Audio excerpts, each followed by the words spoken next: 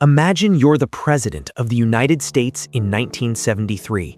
Your economy is bleeding. Inflation is a fever that won't break.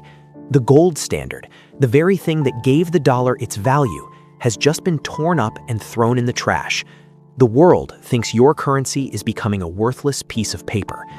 You have a choice. Watch the American century end before it really begins, or pull off the greatest financial heist in human history. Most people think the US dollar is backed by the government's full faith and credit. That's the textbook answer. The real answer is much darker, more pragmatic, and smells like crude oil. This is the story of the petrodollar.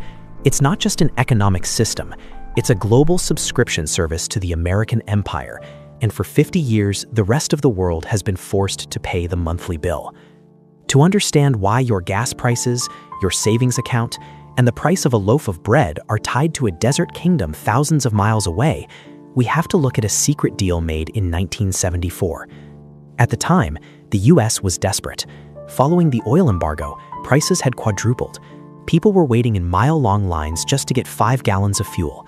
The US sent Treasury Secretary William Simon to Saudi Arabia with a simple, high-stakes proposition.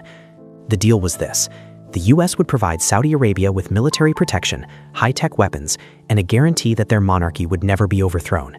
In exchange, Saudi Arabia would do 2 things. First, they would price all of their oil exports exclusively in US dollars.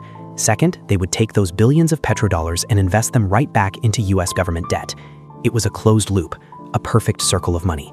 Think about the genius of this for a second. If you are Japan or Germany or Brazil, and you want to buy oil to keep your factories running, you can't use your own currency. You have to buy US dollars first. This creates a permanent, artificial global demand for the greenback.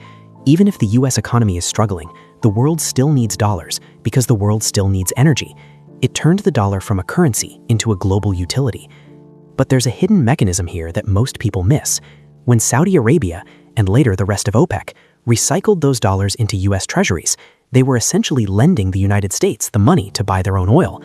It's like going to a dealership, buying a car with a credit card, and then having the dealership pay off your credit card bill every month.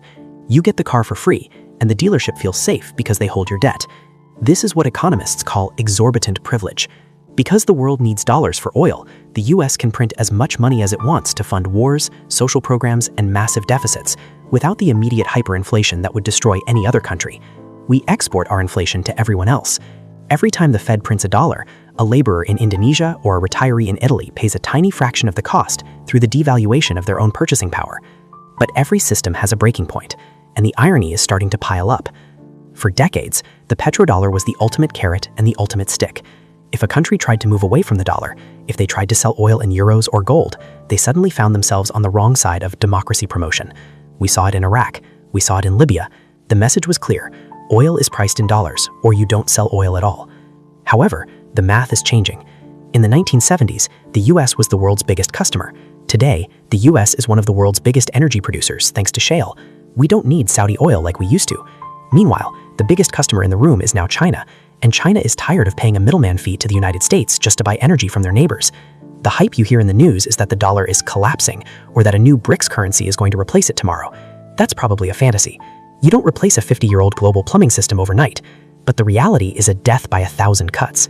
Saudi Arabia is now talking to Beijing about pricing oil in yuan. India is buying Russian oil in rubies. Brazil is settling trades in local currencies. The perfect circle is starting to leak. If the world stops needing dollars to buy oil, they stop needing to hold stacks of US debt. If they stop buying our debt, our interest rates go up. If our interest rates go up, the American dream of cheap houses, cheap cars, and infinite government spending becomes a mathematical impossibility. We have lived in a historical anomaly, a period where one nation could print the world's most essential commodity. We didn't have to produce things to be wealthy. We just had to produce the paper that bought the things. The petrodollar wasn't built on gold. It was built on a handshake and the threat of a carrier strike group. It turned the global economy into a game where the house always wins, because the house owns the chips and the chairs. But as the world moves towards green energy, and as our allies start to realize that the protection we offer is getting more expensive and less reliable, the circle is widening. We are moving from a world of one dominant currency to a world of many. And a world of many is a world where the United States has to actually balance its checkbook for the first time since 1974. The question isn't whether the dollar will fail. The question is what happens to a superpower when it loses its exorbitant privilege and has to start paying full price like everyone else. History doesn't usually end with a bang. It ends when the bill finally comes due and you realize your credit card has been declined.